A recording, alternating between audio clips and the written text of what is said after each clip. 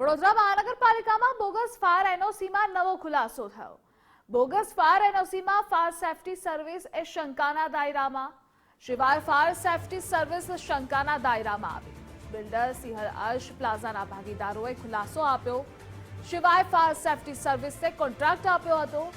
સર્વિસમાંથી Jayesh મકવાણાએ installation કર્યું અને Jayesh મકવાણાએ WhatsApp પર નકલી એનઓસી આપી।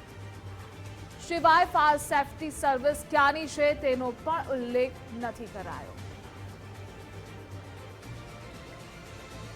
खुलासे में उन्होंने कहा है कि उस बिल्डिंग में 3 मालिक है, जिसमें से एक जो है एक डॉक्टर है। उन डॉक्टर का वहाँ पर एक हॉस्पिटल है। उस डॉक्टर हॉस्पिटल की जो भी उनको रिन्यूअल करना होता है, उसके लिए उन्होंने फायर एनओसी के लिए एक एजेंसी है शिवाय फायर सेफ्टी सर्विसेज, जिनका नाम है जयेश मकवाना। उस एप्लीकेशन में उन्होंने लिखा हुआ है कि उनसे उन्होंने वर्क ऑर्डर दिया था कि हमें फायर एनओसी के लिए और जो भी काम करना है उसके लिए आप हमें काम करके दीजिए। और उस बेसिस पे जो शिवाय फायर सेफ्टी एंड सर्विसेज जो एजेंसी है, उन्होंने उनको व्हाट्सएप पे ये एनओसी दी हुई है।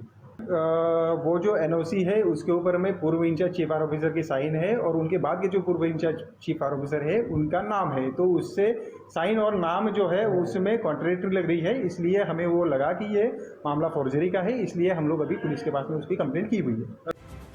संवाददाता अल्पेश जोड़ाયેલા છે। अल्पेश, આ નકલી એનઓસી અને બોગસ ફાયર એનઓસી ને લઈ આ મુદ્દો શું છે, અપડેટ શું છે?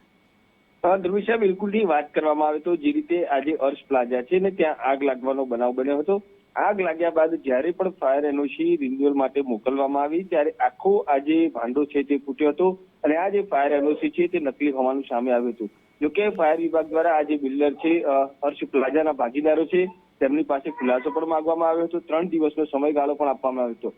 આ સમયગાળા દરમિયાન જ આખો આજે તપાસમાં ખુલાસો થયો છે કે જે રીતે સિવાય ફાયર સેફટી સર્વિસીસ છે તેમને આ જે અર્શ પ્લાઝાના જે બિલ્ડર છે તેમના દ્વારા કોન્ટ્રાક્ટ આપવામાં આવ્યો હતો અને સિવાય ફાયર સેફટી સર્વિસમાં જયેશ મકવાણા છે તેમના દ્વારા આ જે ફાયર સર્વિસની જે સર્વિસ છે તેનું ઇન્સ્ટોલેશન કરવામાં આવ્યું હતું।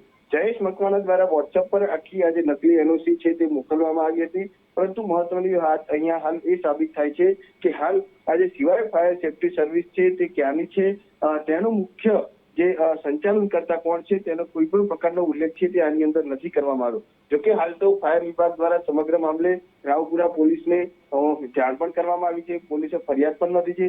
હવે પોલીસ છે તે આ સિવાય સેફટી સર્વિસ છે તેની સામે કાર્યવાહી પણ કરશે, પરંતુ હાલ જે રીતે જોઈએ તો કોઈ પણ સ્થળ અથવા તો કોઈ પણ મુખ્ય સંચાલક છે તે નથી મળી રહ્યા, તેને જ લઈને હાલ પોલીસ છે તે શોધખોળ કરી રહી છે।